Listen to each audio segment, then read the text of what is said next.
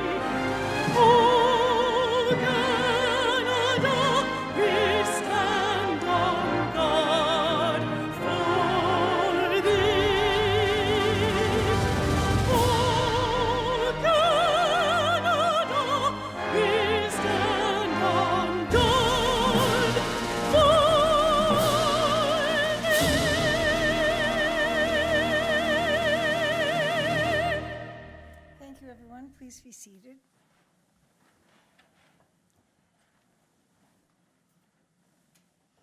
I would like to begin by reading a safety notice. In the event of an emergency, please evacuate the council chambers to the nearest exit through the chamber doors, which is to my left, and obey all instructions given. And if assistance is required, please see the clerk, and Rebecca's just at the door. Once you've evacuated the building, please gather in the front parking lot outside of Town Hall. Also, a reminder that the Town of Lincoln Committee and council meetings are posted on our YouTube channel. I would like to thank everyone who is in attendance this evening and remind everyone of our rules for engagement to please be respectful while others are speaking and to please refrain from clapping. The Shononton people have called these lands home for thousands of years, and more recently, the Anishinaabe and the Haudenosaunee have been sharing the land as one dish, one spoon treaty territory. We would like to acknowledge the enduring resilience of the First Nations, Métis, and Inuit people who call this territory home.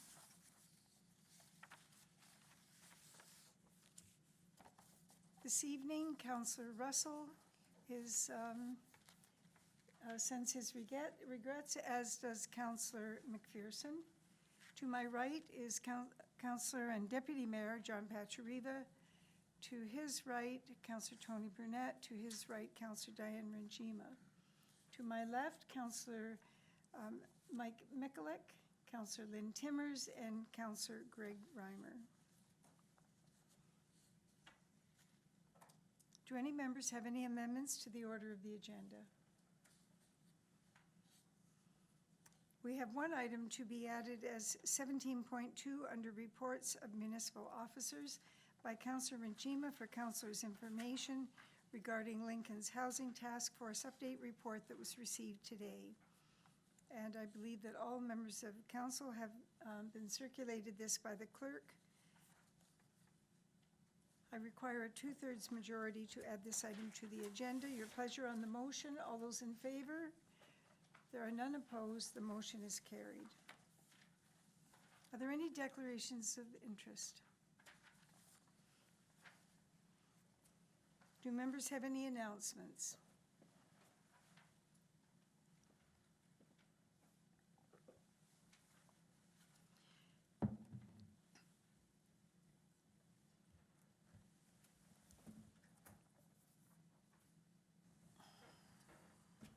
Councillor Pachariva.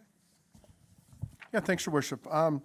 I just wanted to let yourself and council know that it was my pleasure to attend the public speaking contest at the Royal Canadian Legion Branch 612 2 Saturdays ago. I acted as one of the 3 judges, and I found it quite enjoyable. It brought me back about 40 years ago when I was in the Legion speaking contest there, and to see the poise and the thoughtfulness and the depth that these children covered, it was truly amazing. It brought me back, and then, you know, it was very reflective, but at the same time made me so very proud of our youth.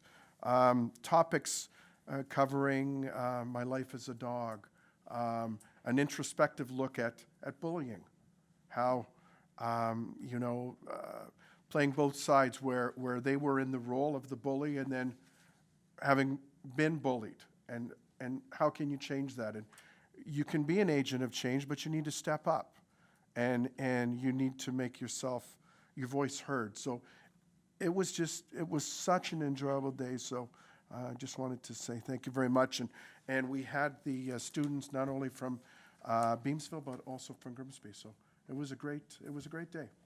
Excellent. And there were young girls in this as well? Yes, there was. The winner was, both categories were both young ladies, and they were amazing, absolutely amazing. Thank you very much for representing council on that occasion, Deputy Mayor.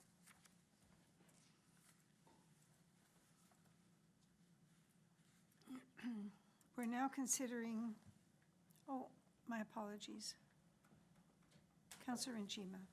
Thank you, Madam Mayor. I just piped in at the last minute. I wanted to remind everybody about the Chamber's Outstanding Business Achievement Awards event, which is on March 25th, and I think an email went out to remind everybody, but I think there are a few tickets left, but not many. It's selling out really fast.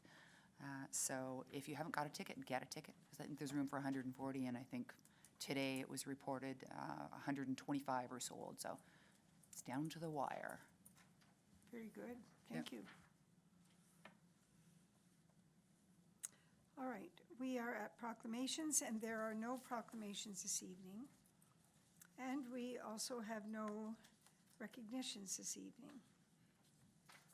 Which takes us to item 10.1, council minutes of February 10th, 2020. I have a motion moved by Councillor Mikulik and seconded by Councillor Timmers.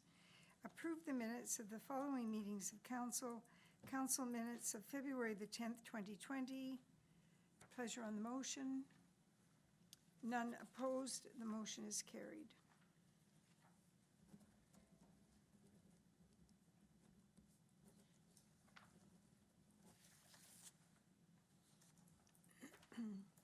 We have no registered delegations this evening.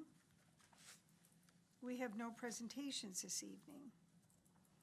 We are now considering items 13.1, 13.2, and 13.3, which are the packages, Councillor, regarding correspondence, our weekly correspondence. And I brought hard copies in case anyone has anything that they want to refer to. Do members have any comments?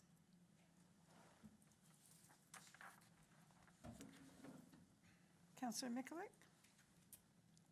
Yes, thank you, Your Worship. Just with regards to 13.2. Could you, which is it February the 7th? It would be item 8. On which day? 7th, 14th, or 21st? I would,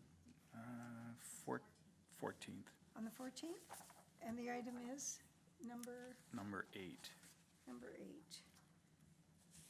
Minor variance application re 4234 Academy Street, is that correct? That's correct. Okay, go ahead, Councillor. Just with regards to this this application and the process, I in reviewing it, I'm not sure if council has had the opportunity to take a look at it, or what anyone else's thoughts were, what staff's thoughts are, but it caught my eye because it was a hand-drawn sketch. But what concerned me about this hand-drawn sketch was the fact that there was no dimensions. There was no, for a minor variance, there's currently an existing home and a proposed structure being built in the back, which is, I would say somewhat larger than the existing home. And I didn't know where the house was in relation to the lot. And I don't know, and I'm not questioning the decision by the Committee of Adjustment. I'm concerned about the information that's presented to them with regards to making that decision, as there was no dimensions as far as where the house was in relation to the lot.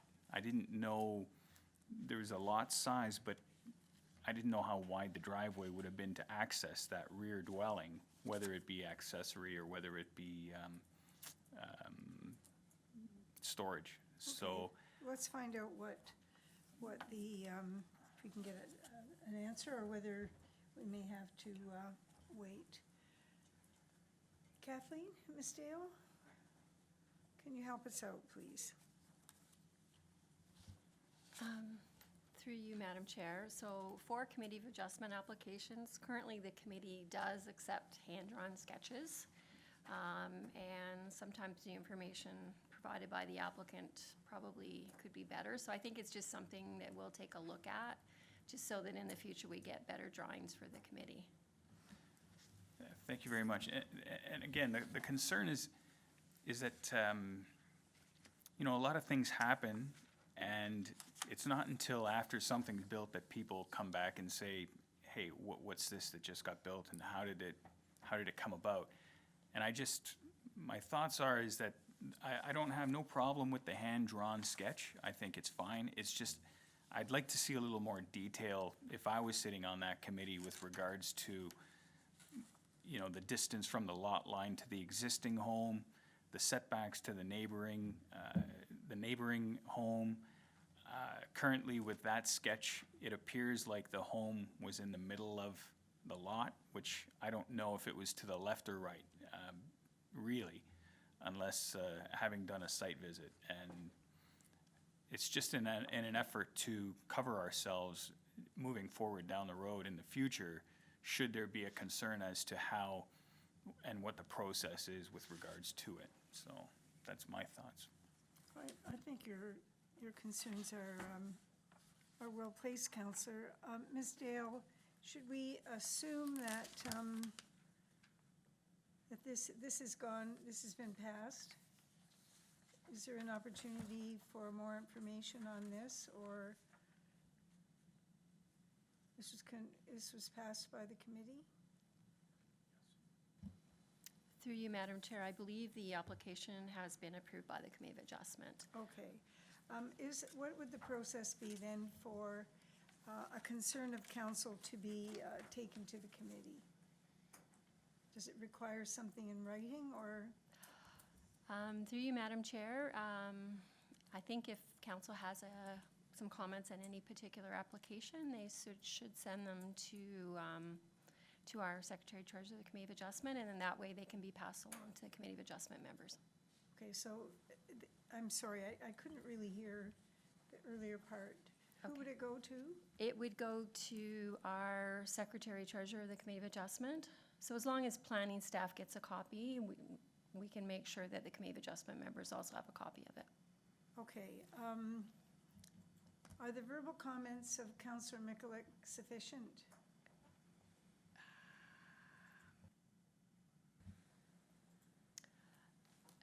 Through you, Madam Chair, what we can do is, as staff, we can make sure that the Committee of Adjustment members are aware of the councilor's comments in this case. Okay, thank you very much. I'm sorry, I just couldn't hear the first part of your answer. I apologize for having you repeat it. Councillor Njima?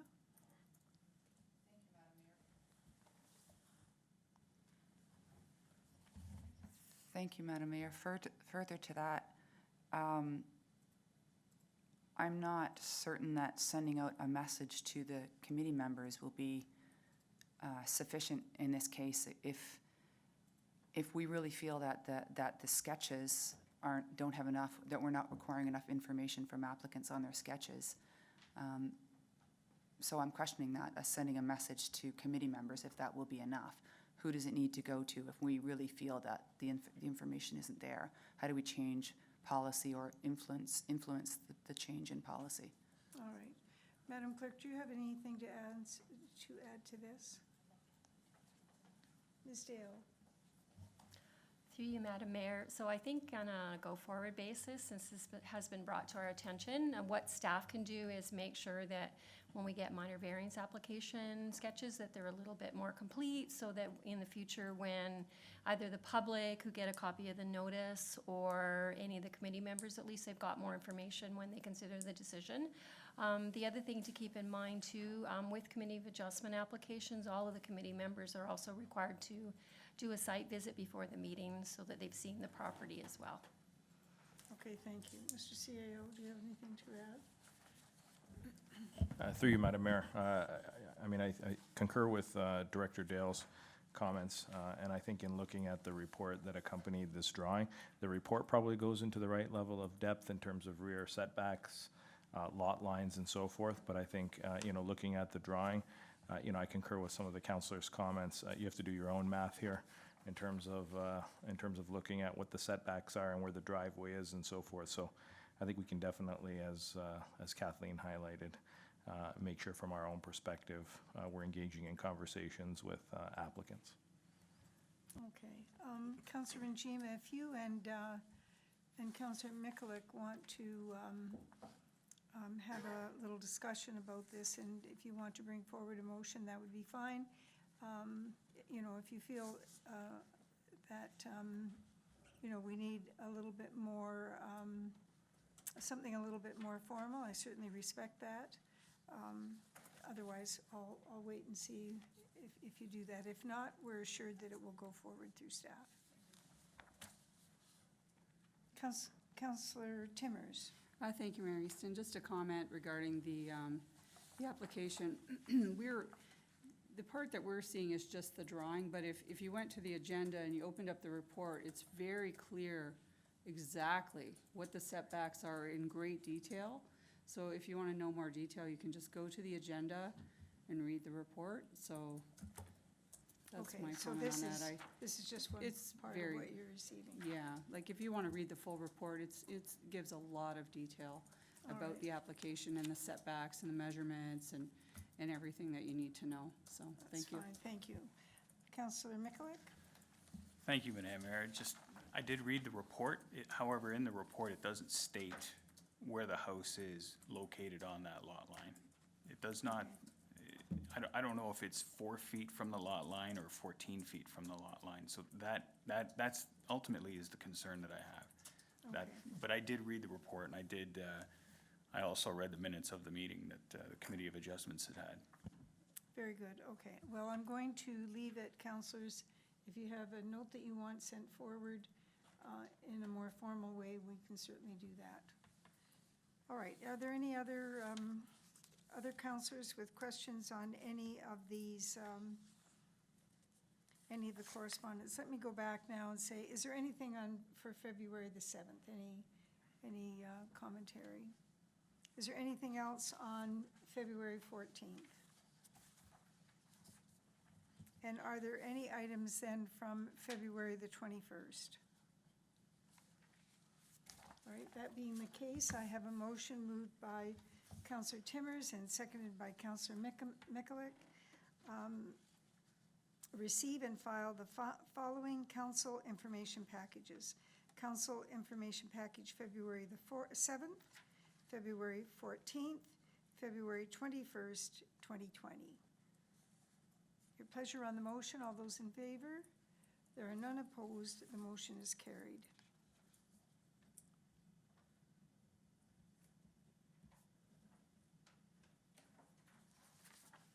Okay, Madam Clerk.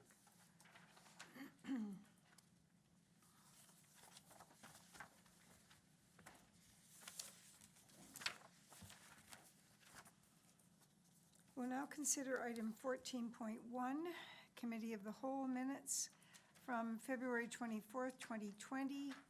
Do members of council have any questions or comments? I see Councillor Pachariva. Deputy Mayor, go ahead. Thanks, Your Worship.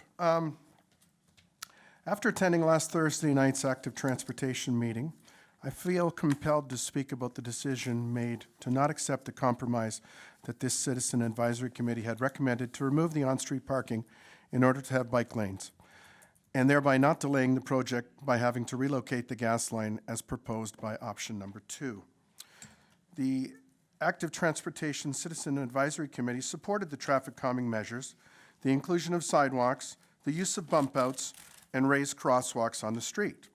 Their recommendation as a compromise for council's consideration was the removal of the on-street parking to accommodate dedicated bike lanes on either side of Rittenhouse Road. There are large parking lots nearby. There's a couple churches. There's the upper deck that could be approached by the town to discuss parking use arrangements. The committee feels there is adequate driveway parking available to homeowners. The majority of the Active Transportation Advisory Committee believe there should be dedicated bike lanes. This compromise was made after a very thorough discussion. The number one wish for the was a paved cycle path, but committee quickly saw that this would delay the project and negatively impact the neighborhood through a loss of green space, increase the cost of the project, so a viable alternative was proposed. The Active Transportation Committee was not asking for a wider space, which would result in the removal of approximately 30 trees, but offered the path of least resistance by removing the on-street parking. As stated, parking could easily be accommodated at the 2 neighborhood churches. The mayor at her politicians' breakfast on February 14th spoke of different levels of government working together, and through compromise, consensus on contentious issues can be reached. This allows both sides to feel good and as if they had won. Well, none of this occurred last Monday night, and the committee felt like it had been slapped in the face. I'm very proud of the compromise that was reached with respect to the old Vineland Public School and the new 20 Valley School. The heritage groups wanted it saved, while the owner of the building, the DSBN, wanted nothing to do with it. Council suggested installing a portion of the facade in the new building, thereby paying homage to this historical building. Through compromise, a consensus was reached. In the case of Rittenhouse Road, there was no compromise. It's long been the most controversial issue in bicycling.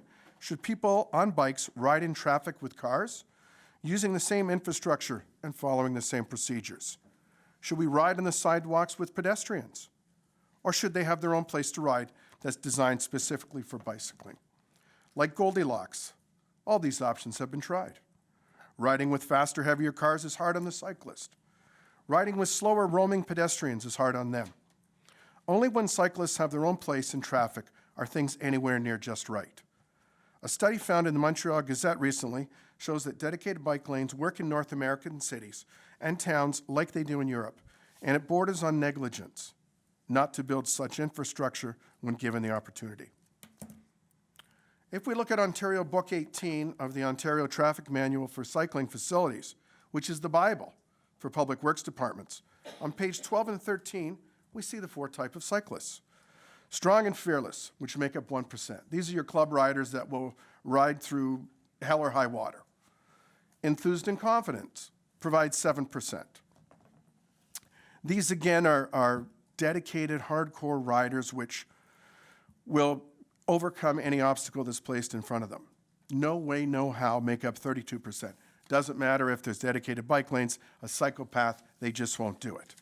And interested and concerned make up much of the cycling population, a whopping 60%. This group would cycle more if the facilities were in place to help them feel safe.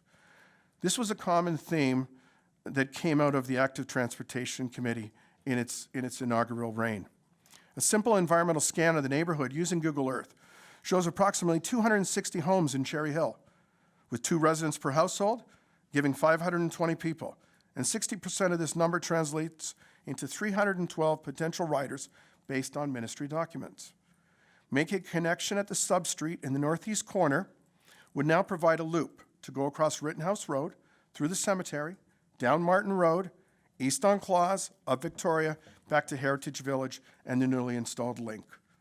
There's a cycling group from Heritage Village, often seen on 23rd Street, simply going up and down, as there's no connection. This is about building complete streets.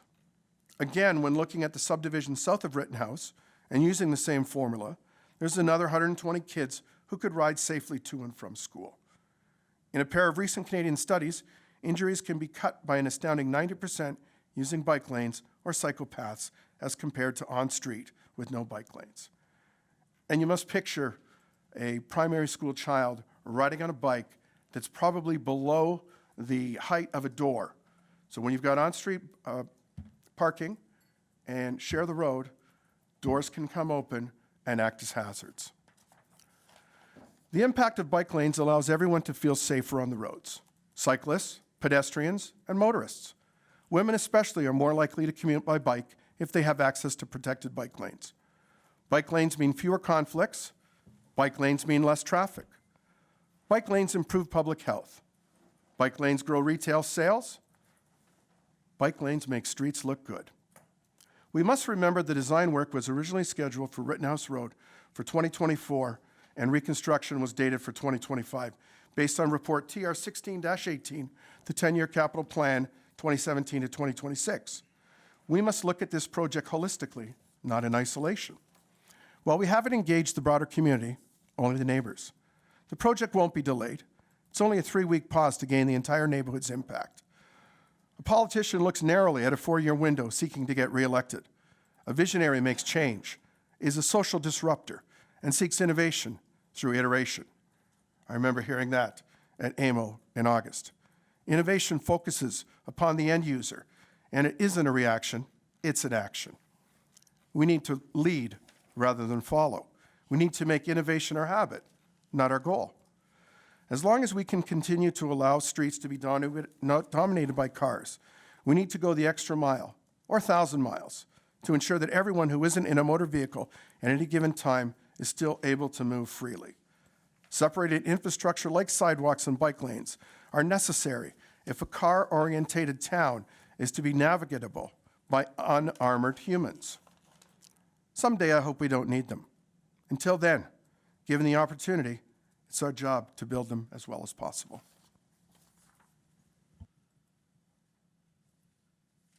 Thank you very much, Councillor. I would like to give you an opportunity to reconsider the word negligent or negligence. It's coming out of the documentation I read. All right, so in your mind, the committee are being negligent?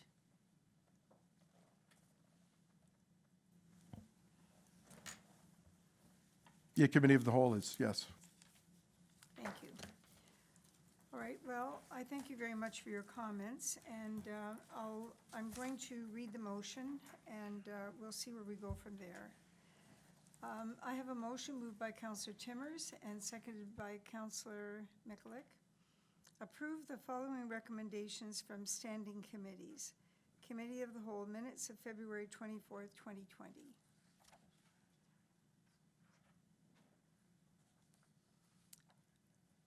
Councillor, do you have, was your intention to amend the minutes in some way?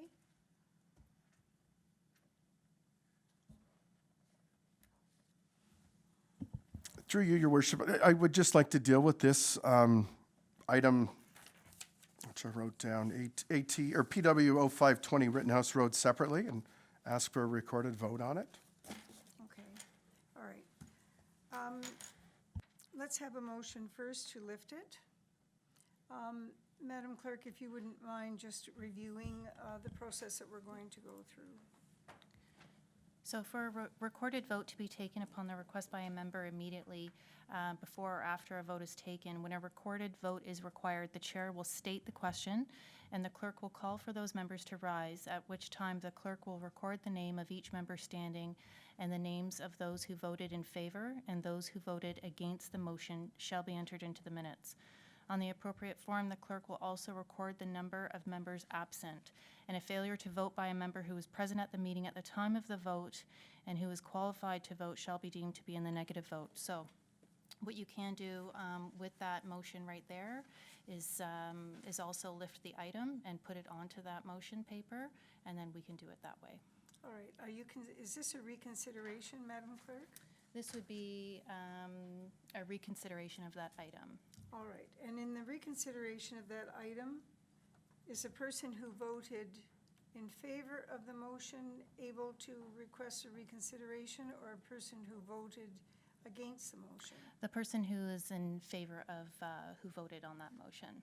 All right. And I know that Councillor Russell and Councillor Pachariva voted opposed to the motion. All right, so is it, is So Councillor? we can do a reconsideration and Beg your a pardon? recorded vote. But I need clarification on whether or not Councillor Pachariva has the ability to request the lifting because he voted against that section. No, but if another member wanted to reconsider that item and lift it, and then we could do a recorded vote then. Okay, all right, so is there someone else then who wishes to lift this from the committee minutes? There not being anyone? Councillor Brunet? Councillor Brunet? So, Madam Mayor, I obviously was not present the night of February the 20th, but I sent my comments, which I do believe were read by Councillor Timmers that evening. They were, Councillor. So, you know, as the former Chair of Active Transportation, I think I made my comments fairly clear that I believe it's very, very important as we move forward that we look at complete streets and we look at these through an active transportation lens. So I guess my question through you, Madam Mayor, was the night that this discussion took place, were there active transportation committee members present, and did they have an opportunity to speak to this? I'm not aware that there were any members here, but Madam Clerk or Councillor Pachariva? Yeah, there was. There was? Oh, sorry. Anything else, Councillor Brunet? So through you, Madam Mayor, I'm just, I mean, obviously I read, I certainly understood Councillor Pachariva's passionate comments, and I understand, you know, the message he's trying to get across. I'm just not completely sure what we're being asked here. Like, at the end of the day, are we voting on this motion? Like, you know, his comments were such that he was indicating that there wouldn't be a delay in the process. I'm just not understanding where we are. I understand his passion on this. I do believe we had a public meeting at this. We've listened to the residents. I'm just not understanding that by voting against this motion, what the next steps are. Okay, let's see if we can do that. Councillor Pachariva, would you just take a few minutes, please, and express your intentions? Yeah, thanks, Your Worship. So that evening that we considered this originally, we had option 1 and option 2. And one was to proceed with the project as given without the bike lanes. And option 2 would be to install dedicated bike lanes. And the Active Transportation Committee had provided an option 3 per se, a compromise to it. And my feeling was that was never actually dealt with. So the options that evening were 1 or 2. So the compromise wasn't dealt with, which was option 3. Removing the on-street parking, keeping the same width of the road as option 1, and having the bike lanes. So I was looking for a reconsideration to look at option 3, to go back out, to ask, you know, the neighborhood holistically what they think of this, and then proceed based on everyone's wishes. I don't think you can look at Rittenhouse Road in isolation. In my talk, I had talked about the neighborhood of Cherry Hill. I talked about the kids going to school in Azalea and Honeysuckle and things like that. And I don't think that was considered. I don't think that was looked at. And you're only given an opportunity to do this probably once in a lifetime. So your intention is to look at the option 3, go out to the broader community to get more opinion on option 1 or option 2. Or this third option that the Or the Active third Transportation option. Committee had recommended. All right, how broad would you encompass? Well, I would include Cherry Hill and the neighborhood to the south of Rittenhouse Road, where a lot of those kids were when we had talked about the discussion on Azalea about making Rittenhouse Road safe and making it easier for them to get to 20 Valley School. Okay, Cherry Hill is is private property, correct? There's no pathway, no lawful access onto private property, is that correct?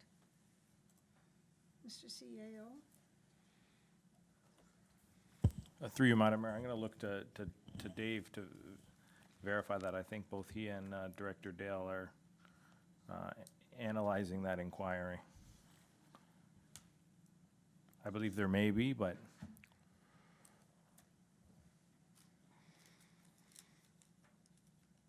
Mr. Graham, Through please. you, Madam Mayor, Cherry Hill Gardens is a private development, so there are private roads in that specific development. Kathleen, if you have anything you want to add. Ms. Dale? Through you, Madam Mayor, in regards to the Cherry Hill Gardens development, as Director Graham mentioned, they're all private roads.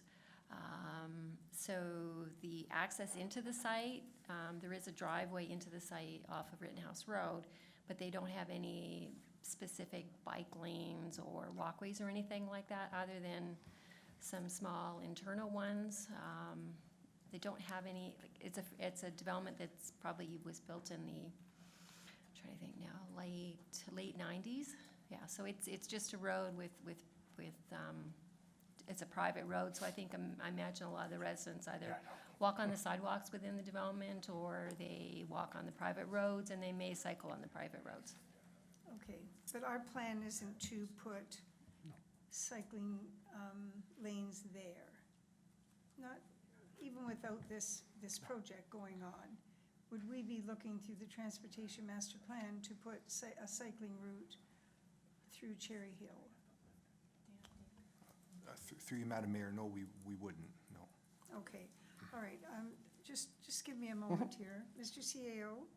through you, Madam Mayor, I mean, maybe just to provide clarity, and I'll try to, I think, hypothesize where I think Deputy Mayor Pachariva is going, and that is, I think he wants committee to look at what I would call compromise 3 or option 3, which is the AT's option.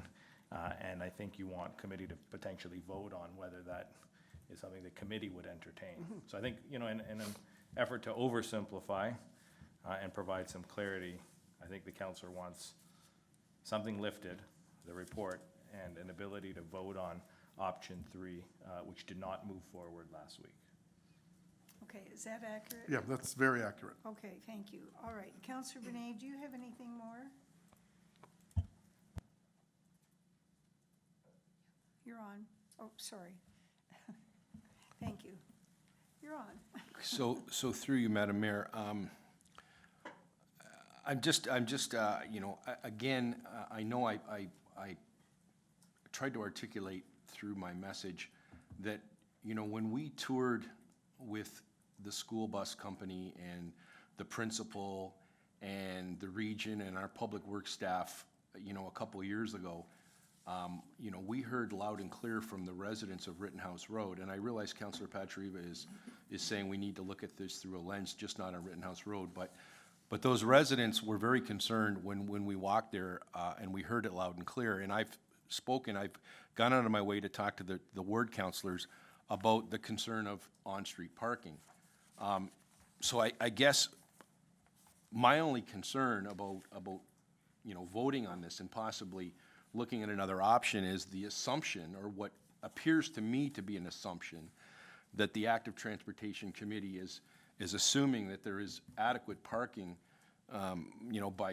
by some of these other venues such as churches. And I don't know whether that is true or not, but I think it's possibly a wide assumption. And I don't want to see this project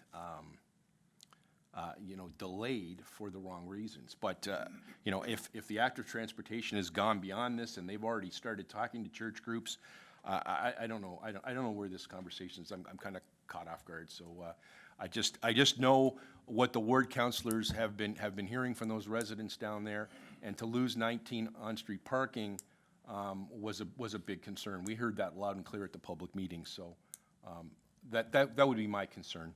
All right, thank you very much, Counselor. Now, we have Counselor Timmers. Thank you, Mary Stin. I'm not going to get into a full discussion on this because we've already had the discussion, we've already made the decision. I'm having a problem with the process right now because somebody needed to motion to lift it for reconsideration, and there was no one around the table that wanted to do that, yet we are reconsidering it with this discussion. And I feel like we need to just go to our motion where we were going. Thank you very much, Counselor. I'm sure you're quite right. However, when there are complex issues like this, I think that Counselor Pachariva's, Deputy Mayor Pachariva's request was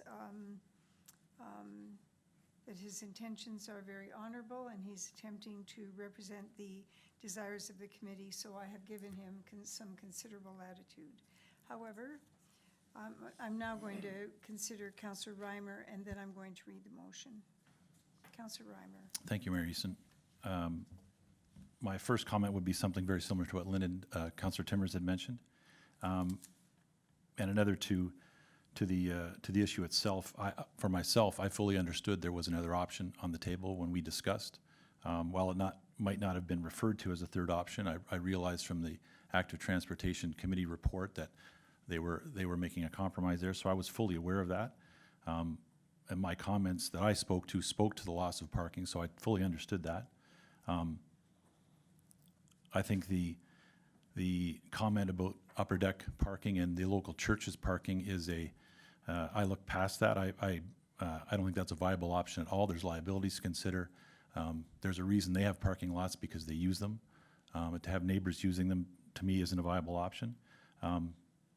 And I would not change my vote on this project. Thank you. Okay, thank you very much. All right, I think we've discussed everything pretty thoroughly. Thank you very much, staff, for your comments. Again, I'll read the motion. Moved by Councillor Timmers, seconded by Councillor Mikulik. Approve the following recommendations from standing committees. Committee of the Whole minutes of February 24th, 2020. Your pleasure on the motion. All those in favor?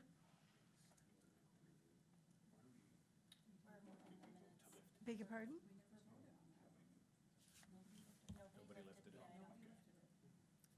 All right, we're just voting on the minutes because there were no actions taken. Okay, everybody understands? All right, so approve the following recommendations from standing committees, Committee of the Whole minutes of February 24th, 2020. All those in favor? Any opposed? One opposed. The motion is carried. Thank you.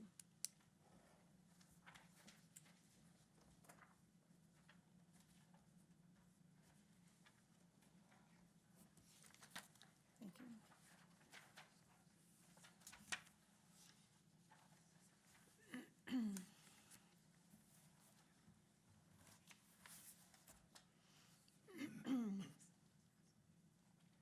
We move on now to number 15, correspondence. And we will now consider 15.1,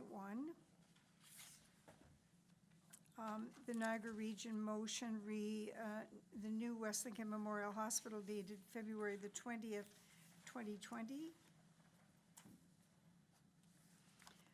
And I'm bringing this to your attention this evening. This motion was moved by the Mayor of Grimsby, the Mayor of the Town of Lincoln, and the Mayor of the Township of West Lincoln. And on the motion paper, it was seconded by regional chairs, not from Grimsby because Mr. Furtick was away. However, Councillor Woodavine seconded, as did Councillor Rob Foster from Lincoln. And it's time for us now to bring this forward. The purpose of the motion was to put this item on the table to begin the conversation between the region and the individual municipalities to talk about local share. And there has been quite a bit of discussion about this, and I'm going to ask Mr. Kirkopoulos to speak more broadly about the discussions that we've had with the I can do that. Thank you. There's also, we're also going to be talking about the general recommendations that are being made around local contributions.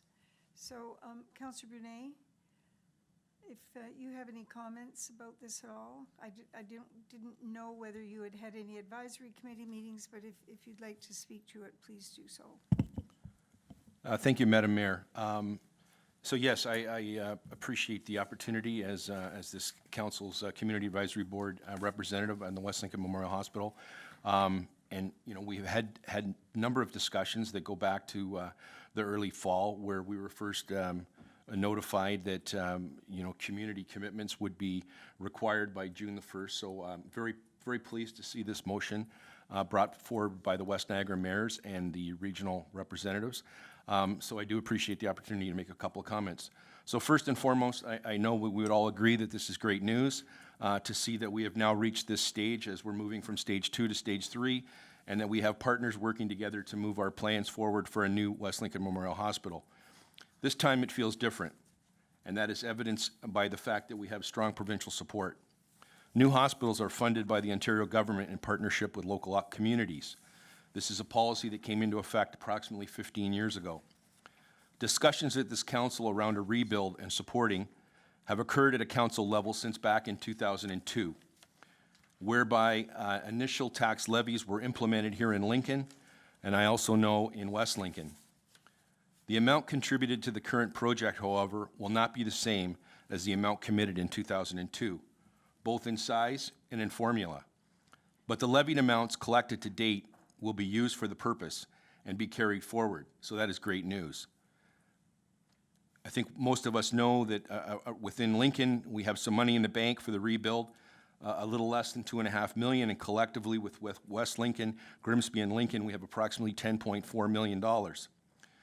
So I think it's important that our residents know that the amount we now have to raise will be updated as the local share financial plan is developed among all contributing partners. Recently in the paper, we have read that Grimsby has come out and put a number to it, approximately $12 million, which includes the initial levy from 2002. So I'm not saying that we should, as a council, be talking about numbers, because I do believe that that is probably a little bit premature, but I think it is never too early to start communicating with our residents, and certainly during the budget process, I asked our CAO if, you know, to make sure that we were kept abreast of these discussions and what funding opportunities. So I'm very pleased to see this motion. I'm very pleased to see that we are now talking about it.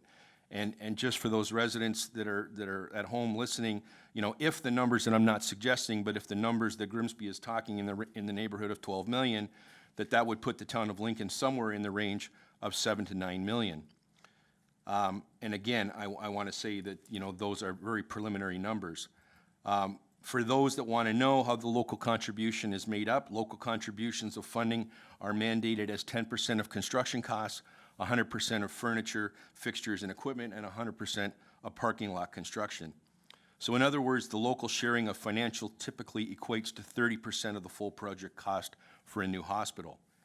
Based on the estimated $200 million total project cost provided in the fall of 2019 by Infrastructure Ontario, it is then reasonable to assume the local shared cost of financing will be approximately $60 million. So as you can tell, work is underway now to develop a local share financial plan for the new West Lincoln Hospital, which would include fundraising by the foundation and local municipalities, West Lincoln, Lincoln, and Grimsby, which could be tax levies, which could be the selling of assets, other ideas, and of course, a contribution from regional government. So again, through you, Madam Mayor, I'm very pleased to see that our CAO and the CAOs in West Niagara are working to collectively bring back a report, and then we can look at you know, what options we have. And I do believe that our CAO is sitting on a working group, and I look forward to hearing from our CAO on what the next steps are as we move forward. Thank you, Madam Mayor. Thank you very much, Councillor, and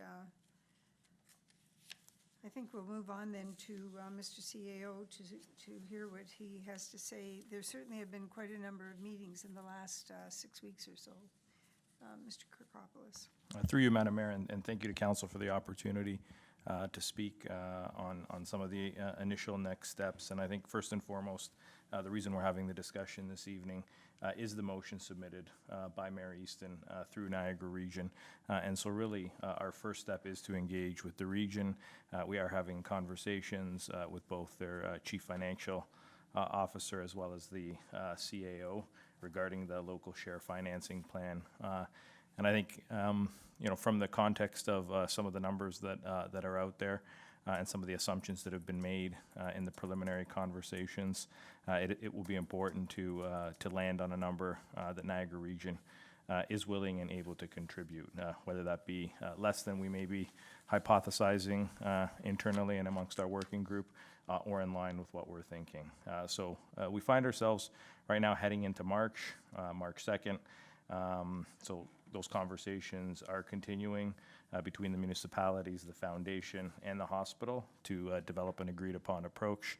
Hamilton Health Sciences has engaged the hospital division of KPMG, which is working with the 3 municipalities to develop strategies that we will be bringing forward to council. As we head into the spring, over the next month, we will then be working on confirming commitments. There is a timeline, as both Mayor Easton and Councillor Brunet mentioned, of the end of May, beginning of June 1st, by which letters of commitment and motions need to be passed at the respective councils, and those need to be sent to Hamilton Health Sciences, confirming our commitment of the local share financing. So again, I think it's important to underscore, no decisions have been made yet. I think details regarding the approach are going to start becoming more public and still need to be discussed amongst the various stakeholders. And again, any conversations we're having now really are based on estimates. So we need to, get a level of detail to those estimates so that we can develop reports, develop recommendations, bring them before our respective councils. And so June is that deadline. We're a little less than 3 months away, looking at our cycles and looking at the approvals. And this is one of the mandatory parts. So then part of the new legislation that was put in place about 15 years ago, talking about this local community share piece, really is essential for us to move to the next stage. Without this piece, we will not be moving to the next stage of the process. And so everybody wants to get shovels in the ground as soon as possible. That will be what we will be doing. And this progress that we've made to date is essential. So council will be hearing from me and staff in the coming weeks and months relative to a recommendation and the potential options to look at the financing portion that is required from Lincoln. All right, thank you very much, Mr. CAO. Is there anyone who has not had an opportunity to read this motion thoroughly? If not, I will read it for you. If you've read it, if everyone's read it, then we'll pose the question. I have a motion moved by Councillor Michalek and seconded by Councillor Timmers. Receive and file as information correspondence received from Niagara Region regarding new West Lincoln Memorial Hospital dated February the 20th, 2020, and direct the CAO for the town of Lincoln to discuss next steps and funding opportunities for West Lincoln Memorial Hospital between regional staff and staff from the 3 West Niagara municipalities. Councillors, are there any questions or comments? There being none, your pleasure on the motion. Those in favor? Any opposed? There are no opposed. The motion is carried.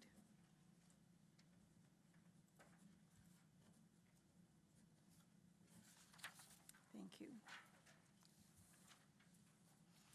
The next item on the agenda is the mayor's report, and I have no report for this evening. We have no confidential items.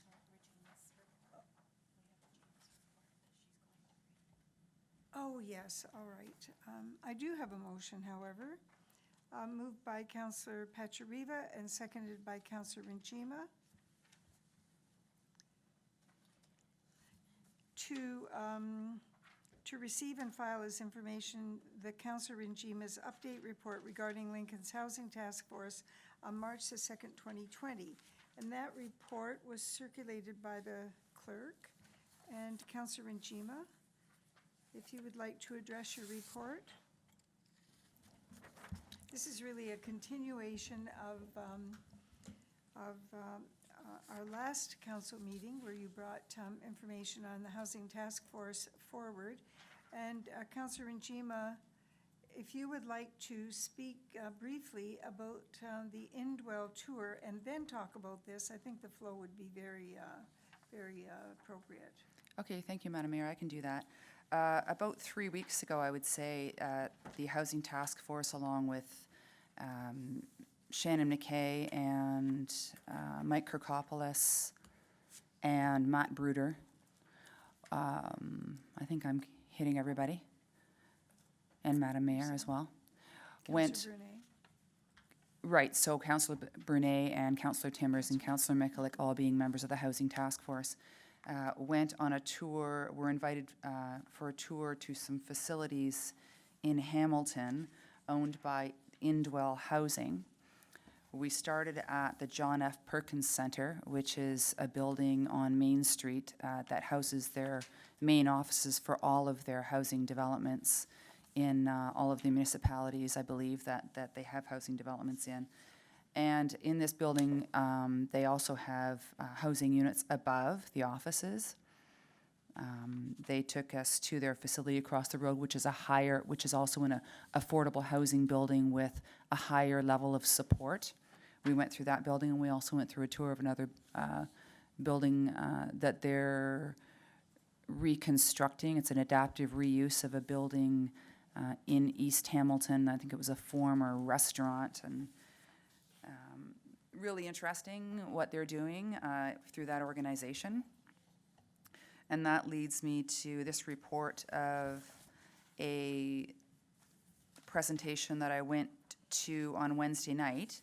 On February 26th, I was in attendance on behalf of council, and as chair of Lincoln's Housing Task Force, I went to a presentation that was hosted by Community Living of West Niagara, at which they welcomed Keegan Weller, along with his wife, founded the organization called Live, Work, Play out of Ottawa.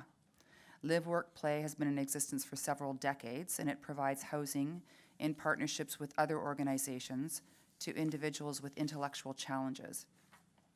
More importantly, Live, Work, Play provides support to the individuals so that they can continue to be independent. Their tagline is just enough support. In other words, enough support that the individuals are able to live and function on their own, but not too much support so as to hinder self-reliance. To provide some background, there's a community in Ottawa for which Live, Work, Play provides supports called the Haven Community. The Haven Community began when the City of Ottawa issued an RFP, a request for proposal, offering land and assistance, as well as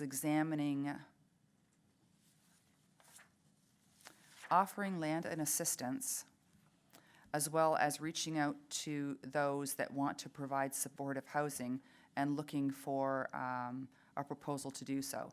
Live, Work, Play approached an organization called Multi-Faith Housing Initiative that was submitting a proposal and recommended that they submit together with some other organizations. They were selected, and the Haven Community was built as a result.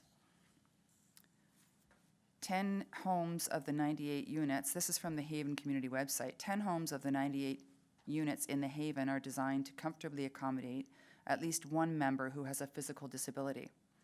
The Haven is designed to be welcoming for everyone. All homes and indoor amenity spaces are fully visitable, meaning that someone with a physical disability will be able to visit any neighbor in any of the units. They're not just a collection of units. The Haven features a mix of townhomes and two low-rise apartment buildings, multi-use community space, an outdoor children's playground, and a community garden that promotes healthy living and community engagement. There's 31 bedroom units, 38 two-bedroom units, 26 three-bedroom units, and 4 four-bedroom units. Mr. Weller provided excellent examples of individuals that were previously thought to be completely dependent that are now employed and living independent successfully. This presentation and discussion helped to clarify the support component. It helped to clarify for me the support component when considering the partnerships required to be able to successfully provide housing to some of the people in our communities that are in need. Furthermore, Mr. Weller works with an organization called Centertown Citizens in Ottawa. Centertown provides support to landlords in order for them to provide affordable and supportive housing. As previously reported at Council on February 10th, 2020, the task force has had 20 guests, roughly, from Niagara-based not-for-profits, government departments, and consulting agencies, attend their meetings to provide their feedback and assist in our understanding of the variables that are needed to consider when increasing housing availability for the citizens of Lincoln and Niagara, which in some cases, support is one of them. Additionally, a reminder to Council to expect a report from town staff on the work that the task force has been undertaking. I provided this report to the clerk, and should Council have questions, to please contact me, Chair of the Lincoln Housing Task Force. Thank you, Madam Mayor. Thank you very much, Councillor Njima, and for your timeliness on this. I would ask anyone else other councillors that attended the Indwell meeting, if they also have any comments that they want to add to this. Councillor Timmers. Thank you, Mayor Easton. I was very interested in this project that Councillor Regima just spoke about, and I did a little more research on it, and it's very interesting on how they built those homes. They're 95% energy efficient.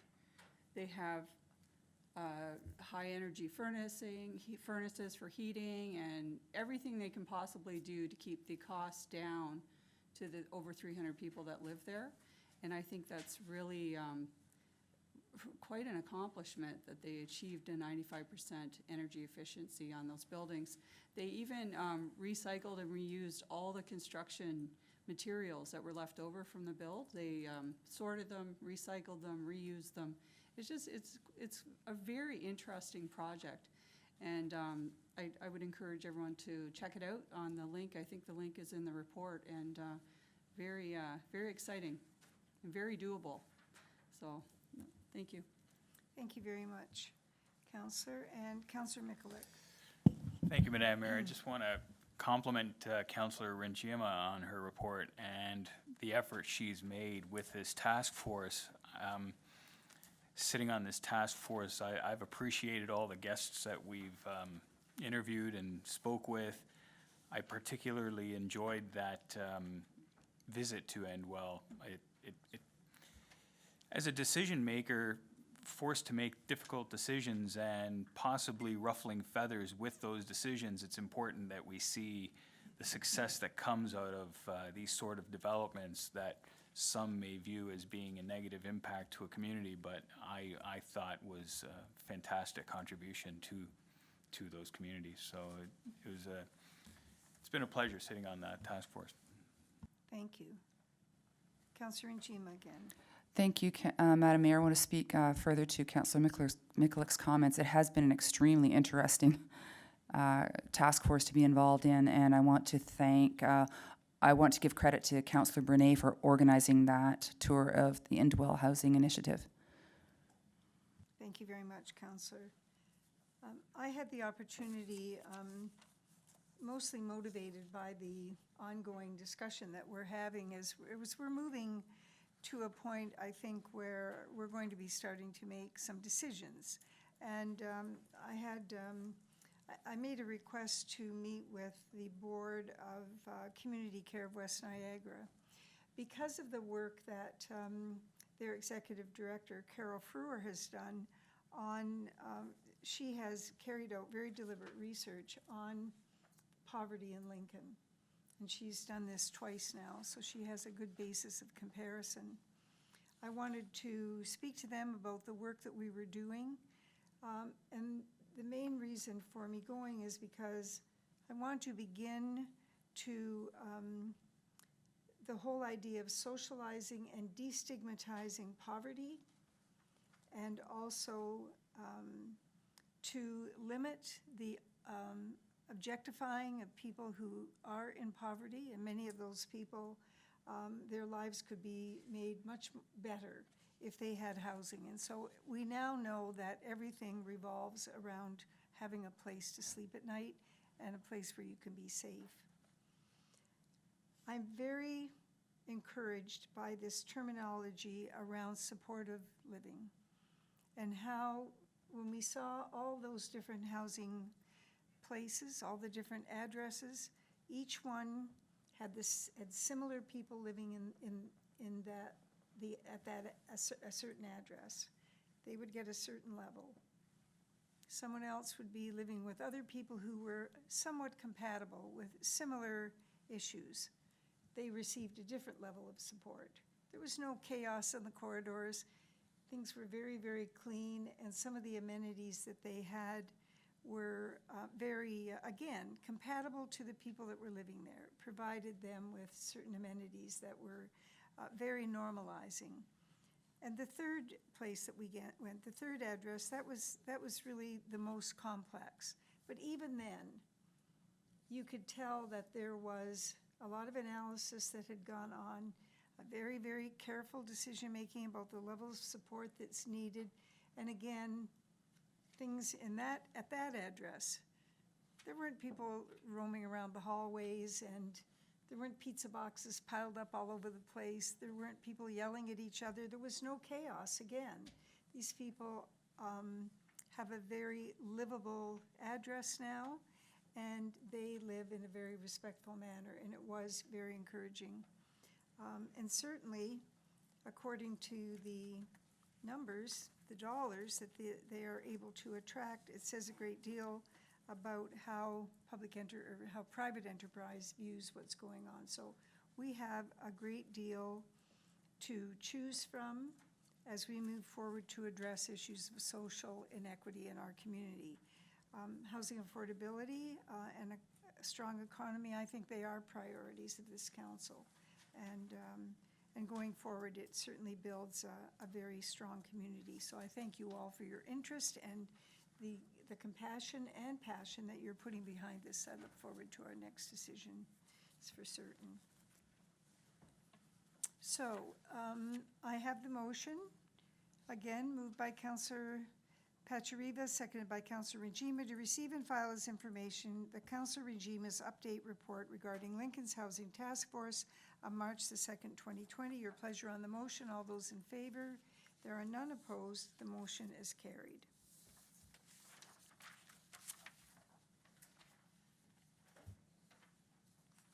We have no confidential items this evening, and we're moving to the approval of bylaws. Thank you, Madam Clerk. We have 3 bylaws this evening. I have a motion moved by Councillor Minchima, seconded by Councillor Pachariva, that leave be given to approve the following bylaws. 2020-08, bylaw to amend bylaw 2015-50, being a bylaw to regulate and prohibit heavy vehicle traffic on certain highways in the town of Lincoln. 2020-09, bylaw to amend bylaw 89-2000, 8928, being a bylaw regulating traffic and parking on local municipal roads, Schedule C. And 2020-10, bylaw to amend bylaw 89-2000, 8928, being a bylaw regulating traffic and parking on local municipal roads, Schedule P.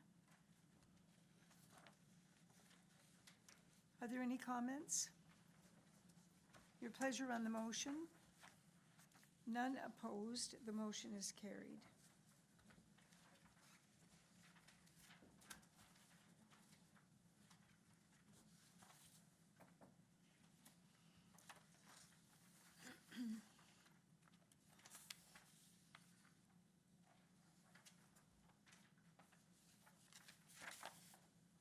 I have a motion moved by Councillor Brunet and seconded by Councillor Njima that leave be given to introduce bylaw number 2020-11, being a bylaw to confirm the proceedings of council at its meeting held Monday, March 2nd, 2020, being read a first, second, and third time. That bylaw number 2020-11 be enacted and passed, and that the mayor and clerk sign and seal the said bylaw. Your pleasure on the motion? There are none opposed. The motion is carried.